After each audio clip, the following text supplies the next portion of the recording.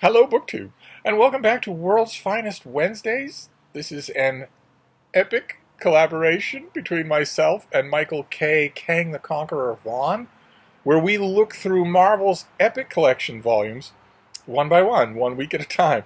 These are paperback reprint volumes that Marvel has done. They give you the back issues that they're doing in full color on high quality paper. They're fairly expensive, $40 paperbacks, but well worth it. Because they tend to be generous. They tend to be very big. You get a long run. And originally, in our shirtless Skype conversations, Michael K. Vaughan and I had thought that we would do separate epic collections per week. But I don't know. The more I think about that, the more I wonder what kind of fun that is. Surely this is some sort of dialogue. If he and I had access to each other in person on Wednesdays, I guarantee you that over wine and calzones we would talk about the same epic collection. And so I thought I would take his lead for today. He did this epic collection, Daredevil, The Man Without Fear. This is the first, chronologically, the first epic collection of Daredevil.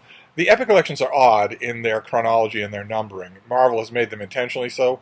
First, in order to, I think, stir up a little interest in what otherwise would be just an ordinary reprint collection, and then sort of out of a perverse obscurantism. One way or another, the epic collections bounce all around.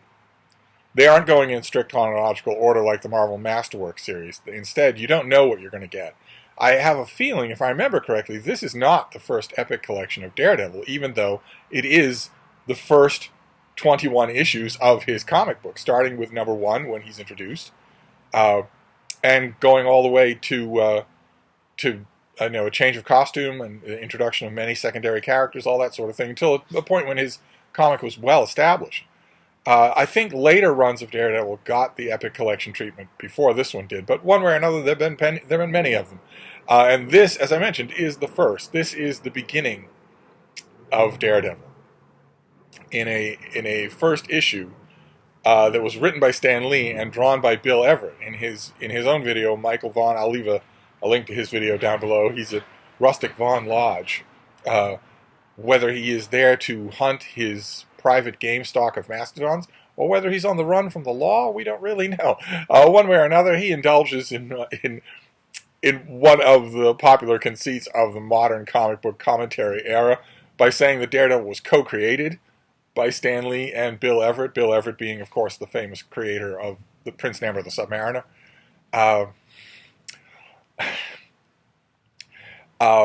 Let's just say, let me dip an oar of doubt in that pond. I don't think that Bill Everett had much creativity involved in making Daredevil, but he did draw the original issue and came up with this preposterous Daredevil original costume. And the story in the first issue is Daredevil's origin story, where we learned that in tenement New York, young Matt Murdock, a young boy named Matt Murdock, is solemnly advised by his father, Batlin Murdock, a low-level boxer, to make something more of himself than his father did. Don't be just a brawler. Study, learn your books, go to school, maybe even go to law school. And as a result, young Matt Murdock, who is the soul of ordinary foursquare American boyhood, is stuck indoors studying instead of playing with his friends, who sarcastically call him Daredevil because he doesn't do anything, because he doesn't risk anything, because he's inside all the time. And at one point, Batlin Murdock is told by the mob to fix a fight, and he refuses out of pride and is murdered by the mob. And so you have the classic Stan Lee dead father idea, but also there's another classic Stan Lee gimmick that involves itself in the story fairly early, which is that young Matt Murdock sees a blind man crossing the street, and unbeknownst to the blind man, a truck is bearing down on him, and young Matt Murdock vaults into the way, knocks the old blind man out of the way, and is struck, not by the truck, Stanley in physics, but rather by the truck's payload, which was barrels of radioactive material. Now, what? Okay, let's take this slowly. Okay, first of all, why it has to be a blind man. A runaway truck could endanger anyone, but nevertheless, Matt Murdock knocks the blind man out of the truck's path, but he is not hit by the truck. And he is not hit by the barrels, which themselves would weigh hundreds of pounds and certainly kill him. Instead, somehow, the truck swerves and the barrels swerve, and one of the barrels pops open. Bad enough that you've got barrels of radioactive material on a flatbed truck with wooden slats, but one of the barrels pops open and douses Matt Murdock's eyes with radioactive sludge, with radioactive material. And that was enough for Stan Lee. As far as he was concerned, radioactivity was what today's comic book hacks would go to for subatomic physics. As far as he was concerned, radioactivity could do anything. and it does. It heightens Matt Murdock's senses and imbues him with an additional sense, a kind of radar sense that allows him to perceive every detail of his surroundings, even though the impact of the chemicals also renders him blind. and perhaps a overly critical Ute from small town Iowa read that first issue and had a million questions, like, for instance, if you're going to do this to the character, why not make him, I don't know, why not, instead of blinding him, give him radioactive vision? Beams of energy or something like that. And also, what are the odds that the truck wouldn't kill the boy? And then what are the odds that a falling multi-hundred-pound canister wouldn't kill the boy? And then what are the odds that if it broke open, the radioactive material would only hit his eyes? And then, and so on and so forth, and so on and so forth. And that's the way it stayed. So Matt Murdock, in order to avenge his slain father, takes on a costumed identity as Daredevil. He takes, as the mocking sobriquet of his schoolhood, the name Daredevil. And he hunts down the mobsters that killed his father and launches onto a career of crime fighting that goes side by side with his new law practice. Because in addition to doing everything else, he also managed to go to law school as a blind student and graduate and be called to the bar. And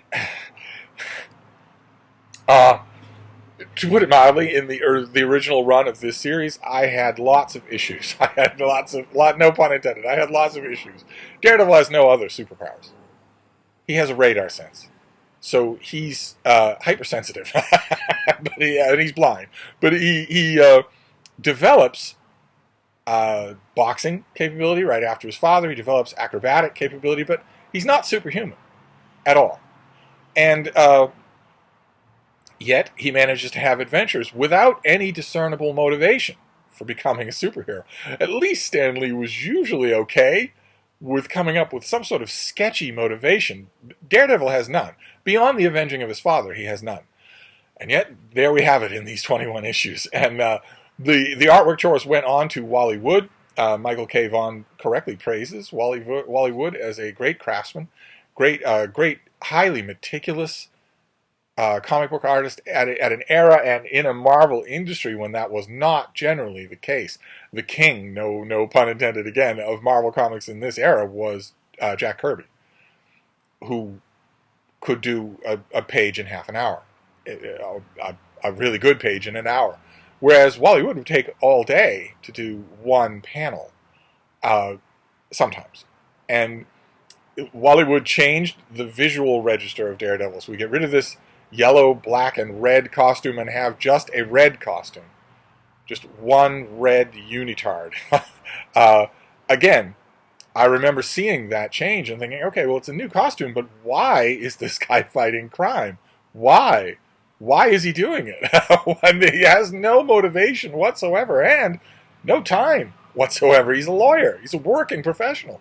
Where does he find the time to fight crime or the inclination?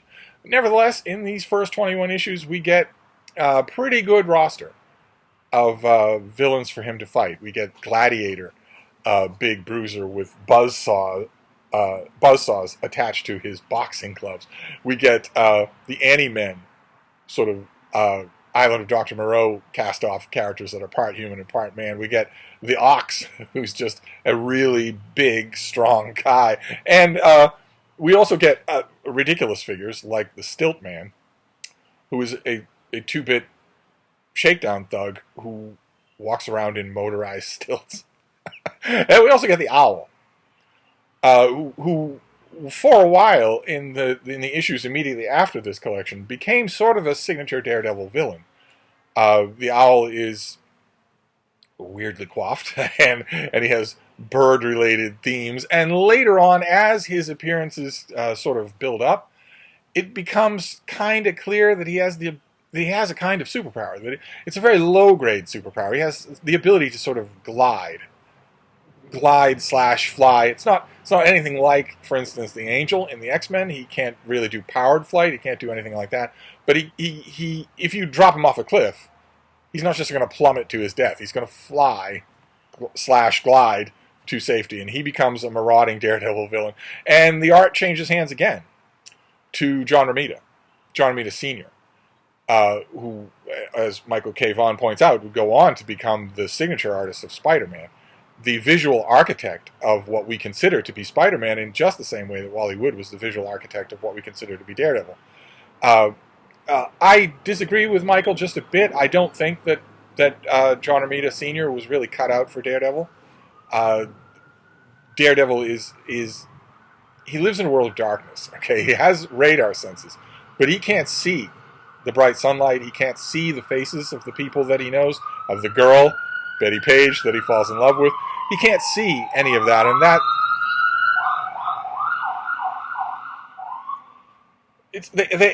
they switch up the rhythm and the melody of the utterly intrusive, incredibly loud sirens. They play around with little musical motifs. Anyway, so there's an element of darkness in this character. He's born of the death of his father. He's born of the loss of his own sight. He has radar, yes, but there's a kind of darkness that John Romita Sr. just is not really made to do, and neither, for that matter, is Wally Wood.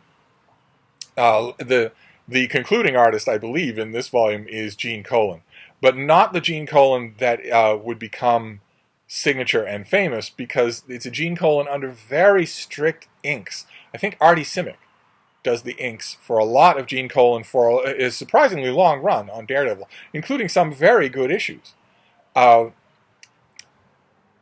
it's a heavily inked and controlled Gene Colan is not the famous Gene Colan. Gene Colan is as Michael points out, achieves the height of his Marvel fame with a comic book called Tomb of Dracula, which is an amazing run. It is an absolutely amazing run. I'm not 100% sure if there's an epic collection of Tomb of Dracula. If there is, Michael must have it. I'll have to check and see. I used to have this epic collection and got rid of it. I had it and got rid of it. So I'm showing it to you on the trusty iPad here. I'm not saying that there's no worth in the work that Gene Colan does for his run on Daredevil. There actually is. The composition, especially the amazing sense of action, is terrific. Just terrific. And it takes Daredevil a while to start fighting the right Marvel superheroes. Because keep in mind, Daredevil is an ordinary guy. He has a modicum of athletic ability. He has a modicum of ability at boxing. He has a radar sense. But he is an ordinary human. And the first Marvel character, the first Marvel superhero slash supervillain that he fights is the Submariner, Bill Everett's famous creation. The Submariner is one of the most powerful beings in the Marvel Universe, capable of lifting, when fully hydrated, 85 tons over his head, which means that he's well over 85 times stronger than Daredevil. The fight between them is, to call it lopsided, would be ridiculous. Daredevil has no chance, no matter what he does. Stan Lee had a standing sort of rule with Marvel Comics. He always used to say to his writers and artists, keep in mind every superhero is some kid's favorite. So you really don't want to tell that kid that their favorite absolutely cannot win against someone else, some other kid's favorite, especially when they're going to be having that argument in the playground. Back when kids were allowed to have arguments in the playground without their parents and lawyers getting involved.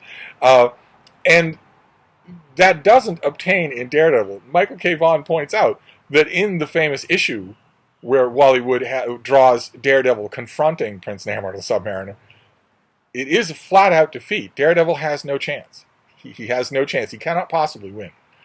And a little bit after that, he fights Spider-Man.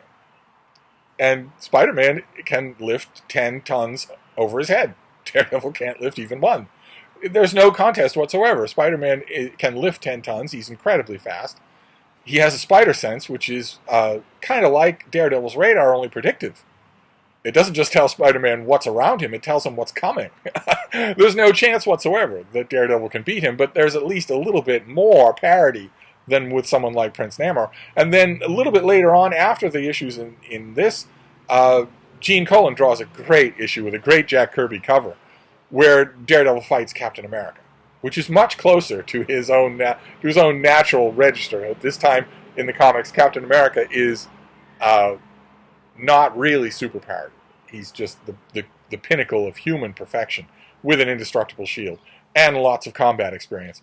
And that issue is very, very good. I don't think myself, it's beautifully drawn by Gene Colan. It's a perfect example of what I'm talking about, of the way he just makes Daredevil a very action book.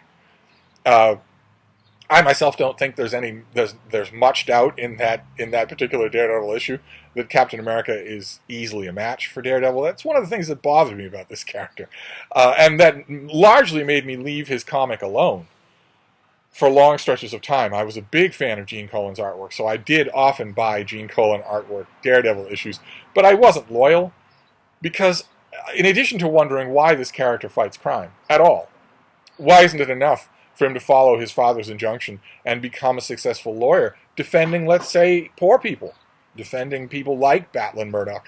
Why that isn't enough? Where he gets the idea to be a costume super vigilante, I have no idea. But in addition to that, I would read these issues and think, okay, but you're just an ordinary guy.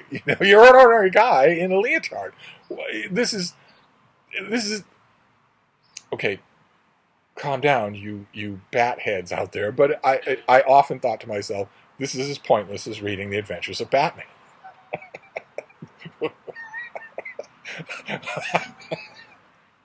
because Daredevil is going up against superpowered villains and somehow managing to outwit them. It just... Anyway. Nevertheless, these early issues get more entertaining as they go along. Michael K. Vaughan in his video says that Stan Lee never really raised Daredevil to the height of Daredevil's potential as a character. I think that's true. I think there are a couple of issues where that might not be the case, but largely that's true, which makes it all the more heartbreaking that Stan Lee says in Origins of Marvel Comics that Daredevil, if push comes to shove, is his favorite Marvel character, his favorite Marvel creation. I tend to agree with that. I think other writers did a better job. Michael mentions Frank Miller, who came on to Daredevil decades after these issues came out, doing the artwork and then doing the artwork and the writing, and gave the character just some incredible story arcs, just amazing story arcs. That is true.